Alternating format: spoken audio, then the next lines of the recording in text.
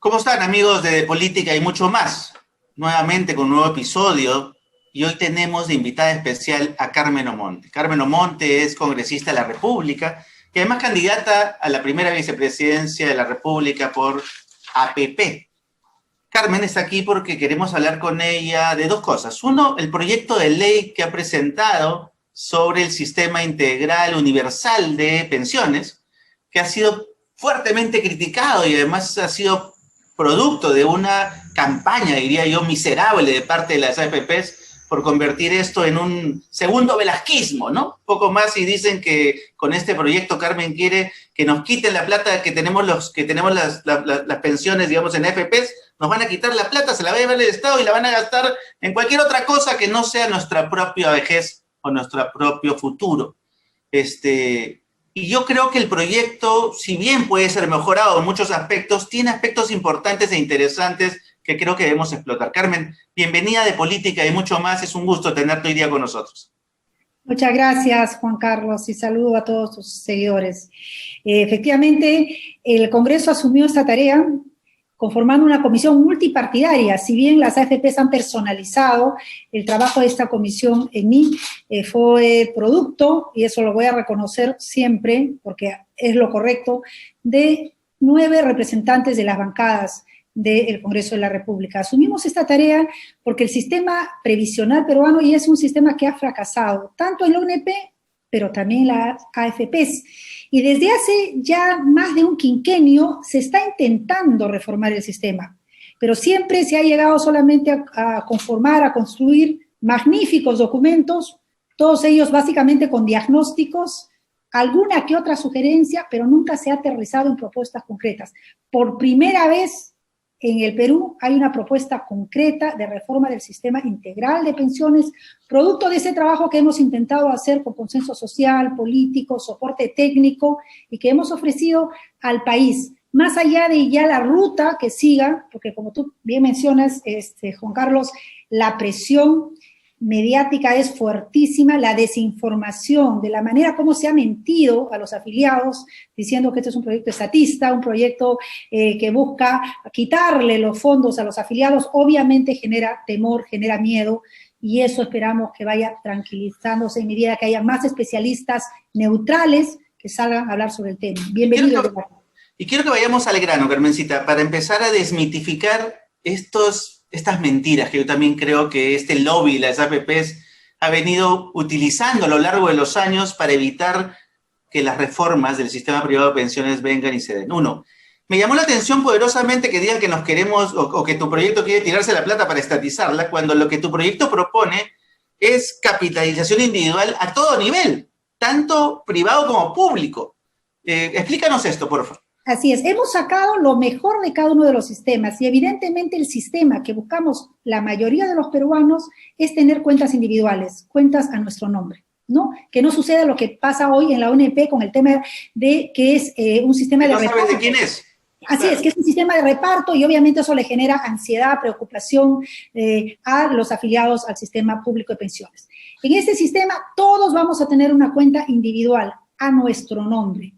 Lo que buscamos, sí, es que sea un sistema integrado, no este sistema divorciado que tenemos hoy, un sistema integrado basado en diferentes pilares.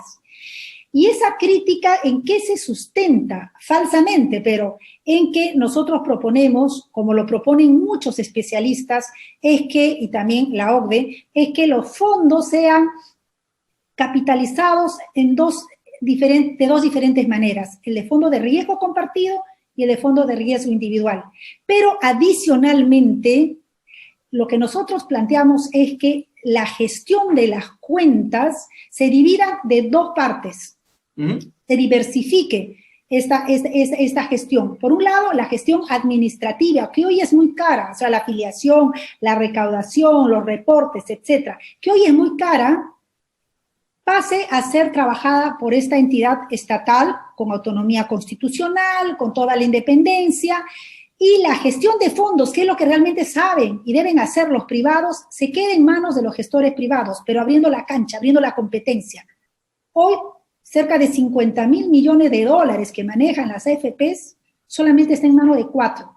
Debieran entrar bancos, debieran entrar otros gestores financieros internacionales, los que ofrezcan mejor rentabilidad.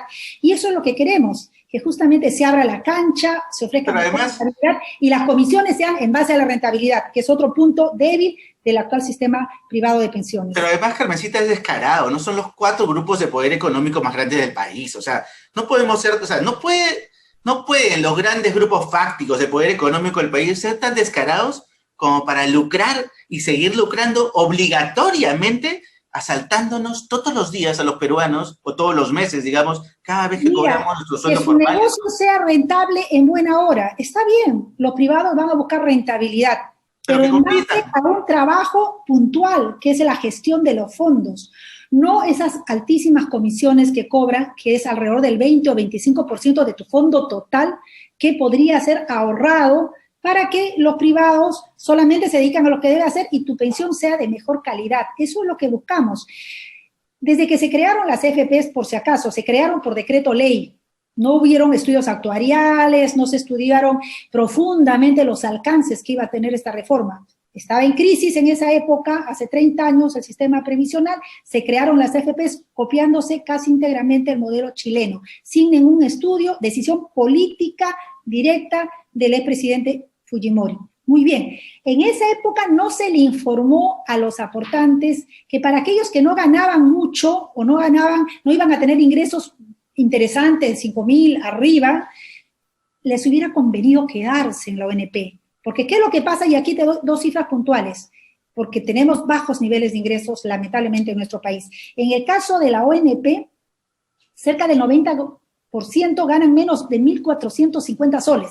Con 20 años de aporte, nunca van a llegar a una pensión de 500 soles. Por tanto, el Estado ya ahora, con cerca de 1.000 millones, subsidia mensualmente para que por lo menos tengan una pensión mínima de 500 soles. ¿Pero qué pasa con las AFPs? No hay gran diferencia tampoco. Más del 75% de afiliados a las AFPs actualmente ganan menos de 2.000 soles. Por tanto, sus pensiones también no van a ser lo que ellos suponen, no van a llegar a los 500 soles. Obviamente hay un 12%, solo un 12% de afiliados a las AFPs que ganan más de 1.000 soles. Y un nicho pequeñito de 1% que gana más de 5.000 soles. Perfecto. Ellos inclusive ni requerirían probablemente un sistema pensionario. Pero estamos hablando para las grandes mayorías y lamentablemente esa desinformación cuando se pasaron al sistema o eligieron estar en las AFPs de que si no iban a tener ingresos altos, realmente era un gran riesgo estar en el sistema privado de pensiones. Van a tener pensiones miserables y eso es lo que nosotros estamos queriendo evitar. Queremos una reforma integral que favorezca a la mayoría de peruanos que tienen ingresos medios e ingresos bajos. Yo saludo iniciativas como la tuya porque lo que buscan es, 1, salir de estos modelos o sistemas de cliente cautivo, ¿no? En donde los peruanos nos meten en sistemas donde, como de salud, ¿no? Obligatoriamente tenemos que pagar y no tenemos la libertad de elección. Yo soy liberal y ultraliberal. Entonces yo creo que la libertad de elegir... No es un liberal bananero, a mí me no, exacto, no un liberal bamba. Real esa calificación. Escuché una entrevista de Christian Hallwalker justamente sobre el tema de las AFPs y decían, a veces estos grupos de poder se creen liberales, pero no son liberales. No, nada, son mercantilistas puros. Y que van en contra de los intereses del propio sistema liberal, ¿no? Porque finalmente exacto. En contra de la estos de liberales no tienen nada. Pero no, la libertad de elección del ciudadano, del usuario, del cliente, que puede agarrar y elegir, si no me gusta este sistema, busco el B, busco el C. Entonces tengo libertad de elección. Esa es la base de una competencia de mercado.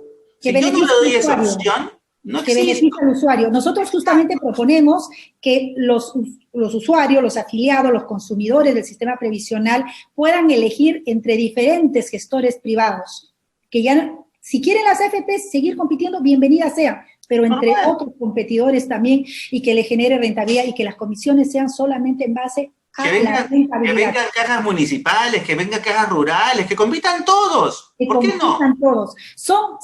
Es casi el presupuesto nacional. 50.000 millones de dólares que manejan hoy las AFPs es casi el presupuesto nacional del 2021. Que es una torta muy importante que los grupos de poder no te van a dejar así nomás quitársela, mi querida Carmen. Es más, tu cabeza debe tener ya precio para ellos. Bueno, me han augurado todas las desgracias, ¿no? Imagino. Acá ten la seguridad que te defenderemos y ten la seguridad que de política será un lugar en donde vamos a defender la gestión colaborativa pública-privada, la competencia en el mercado y la lucha contra estos privilegios mercantilistas que no se dan cuenta que el mundo va hacia un lugar donde ellos se están convirtiendo en dinosaurios. En Chile ya están en pleno proceso de reforma. El sistema de AFP solamente tienen 2 países de África, más en Latinoamérica, que somos uno de los pocos sobrevivientes. No hay más países que tienen ese sistema, porque el sistema de pensiones en el mundo es un servicio que tiene que ser evidentemente impulsado por el Estado, con participación de gestores privados. Eso es muy importante. Claro. El sistema de pensiones no puede ser un negocio. No puede ser un negocio, es como que toda la salud fuera solo privada, fuera un negocio. Tiene que entender estándares privados, para que justamente funcione y sea eficiente. Pero no puedes, es como la salud. O sea, el negocio puede estar en ciertos niveles, pero no puedes jugar con la salud y la vida de las personas, ¿no? Y me da pena, como digo, que no aprendamos de experiencias cercanas. Nosotros fuimos testigos de la convulsión social que hubo hace poco tiempo en Chile, y me acuerdo que en el penúltimo CADE en el que estuve, hubieron expositores chilenos, sobre todo uno que tuvo un discurso potente y decía, por favor, a los grupos de poder, no sean ciegos, miremos qué es lo que está sucediendo. En interés del país, inclusive propio, de qué cambios, qué reformas se tienen que hacer para que el bienestar llegue a las grandes mayorías, no esperemos una convulsión. Y ese día, en ese CADE, los empresarios se pararon a aplaudir. Yo me emocioné y dije, en buena hora, qué bien que lo estemos sintiendo y que aprendamos de una experiencia de afuera. Pero qué rápido se ha olvidado, qué rápido se olvida eso, y otra vez volvemos a este círculo ciego de no entender que el bienestar tiene que caer a todos, que años de crecimiento económico tiene que reflejarse en el desarrollo económico, en salud, en educación, en el sistema previsional, en todo lo que genera bienestar para nuestro país. Es que el bienestar implica una convivencia comunitaria. Si nosotros vivimos como individuos aislados y no nos acostumbramos a convivir, evidentemente ese bienestar nunca va a ser un beneficio para todos, ¿no? No, y después nos preocupa cuando cada 5 años surgen propuestas tan radicales y nuevamente está en discusión el contrato social, la Constitución, etcétera, y decimos, ¿qué está pasando? Y no nos damos cuenta que nuestros propios liderazgos, desde el sector empresarial, también desde el sector público, no está siendo eficiente para ese bienestar, ¿no? Entonces, no puede ser posible que en Perú cada 5 años estemos otra vez preocupados por no saber hacia dónde vamos a ir como país, y eso detiene la inversión y lo que se refleja en el no trabajo, que es uno de los fines más grandes que debemos perseguir los políticos, la generación de empleo digno. Y eso siempre es un dilema, ¿no? Finalmente, y para terminar, porque el tiempo es así cruel y en digital tenemos que ser concisos y concretos. La propuesta esta de reformar el Estado que ustedes hacen de llegar a la presidencia de la República.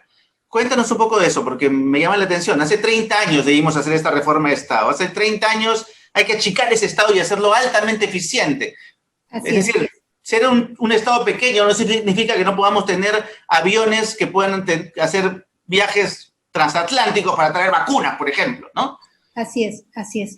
Nosotros proponemos, dentro de Alianza para el Progreso, reducir los ministerios de 19, que son actualmente, a 16, creándose entre esos 16 un ministerio que consideramos potente, que es el Ministerio de Obras Públicas, con viceministerios por cada uno de los sectores, que no tengan el peso burocrático que tienen actualmente. Necesitamos desarrollarnos en infraestructura, pero también tener un viceministerio dentro del Ministerio de Economía y Finanzas de compras públicas. Eso consideramos que es sustancial, reducirnos pero ser más eficientes. ¿Y por qué lo estamos planteando? Porque dentro del equipo que tiene Alianza para el Progreso, encabezado por César Acuña, tenemos muy en claro que las personas que aspiramos a tener poder político tenemos que tener 4 características. Ser honestos, tener experiencia, todos hemos tenido experiencia de gestión pública, tener conocimiento de la realidad de nuestro país y sensibilidad social. Sin una de esas 4 patas realmente no vamos a poder tener el liderazgo político que necesita nuestro país. Experiencia, honestidad, sensibilidad social y conocimiento real de lo que sucede en nuestro país.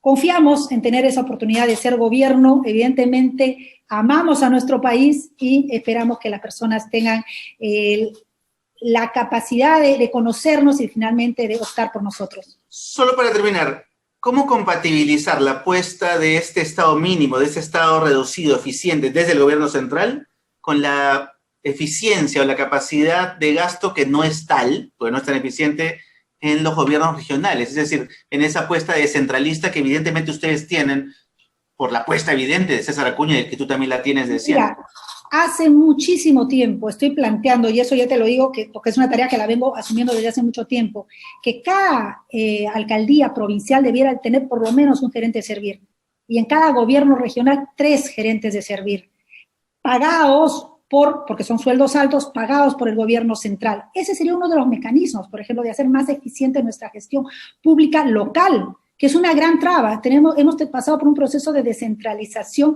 pero que no ha logrado ser eficiente.